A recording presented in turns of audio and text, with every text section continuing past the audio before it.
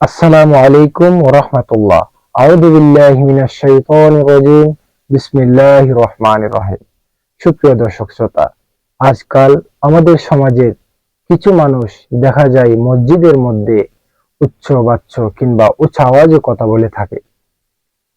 এই বিষয়ে আমি একজন সাধারণ মুসলিম হিসেবে স্টাডি করতে গিয়ে দেখলাম আমিরুল মুমিনিন হযরত ওমর ফারুক রাদিয়াল্লাহু তাআলা আনহুর শাসন আমলে ওনার যুগের মধ্যে মসজিদে নববী তথা রাসূলুল্লাহ সাল্লাল্লাহু আলাইহি ওয়াসাল্লামের মসজিদে নববী শরীফের মধ্যে দুইজন লোক মেহমান হয়ে তশরিফ এনেছেন।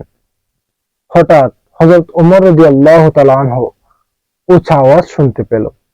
তখন ওই দুইজন লোককে তিনি তার নিকটে ডাকলেন। ডাকার পর জিজ্ঞাসা নিলেন, মিন আইনা আনতুমা, তোমরা কোথা থেকে এসেছো?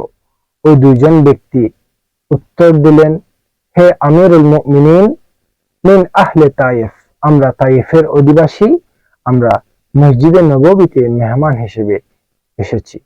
হযরত ওমর রাদিয়াল্লাহু তাআলা আনহু বললেন, যদি তোমরা মেহমান না হতে, তায়েফের অধিবাসী যদি না হতে, স্থানীয় যদি তোমরা অধিবাসী হতে, তাহলে লাউ আজাতুকুমা দরবান, তোমাদেরকে কঠিন শাস্তি দিতাম, কঠিন ভাবে তোমাদেরকে প্রহার করতাম। কারণ তোমরা মসজিদে রাসূলুল্লাহ, মসজিদে নববীতে তোমরা উঁচা আওয়াজে কথা বলেছো, এজন্য তোমাদেরকে কঠিন ভাবে শাস্তি দিতাম। যেহেতু তোমরা মেহমান হয়ে এসেছো, এই জন্য তোমাদেরকে ক্ষমা করলাম। তাহলে এই হাদিসে পাক থেকে আমরা বুঝতে পারলাম যে মসজিদের মধ্যে উঁচা আওয়াজে কথা বলা যাবে না। হামলা, সন্ত্রাসী কার্যক্রম তো অনেক দূরের কথা, যেখানে উচ্চ আওয়াজে কথা পর্যন্ত বলা যাবে না।